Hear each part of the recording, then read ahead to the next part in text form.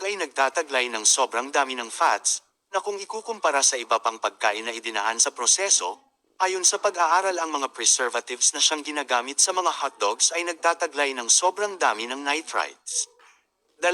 Soft drinks at milk tea. Para sa mga mahihilig uminom ng soft drinks, ito ay kinumpirma ng mga public health expert kung saan ay ang soft drinks ay tinaguri ang dead water dahil sa masamang epekto nito sa kalusugan.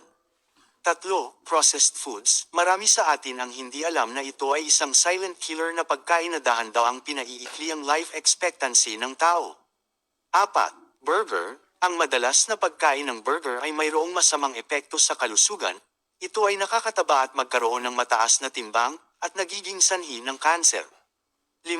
French fries. Maraming trans fats at saturated fats ang French fries. Ayon sa American Heart Association, ito ay nagdudulot ng pagtaas ng kolesterol sa iyong katawan na nagdudulot ng sakit sa puso, stroke at type 2 diabetes.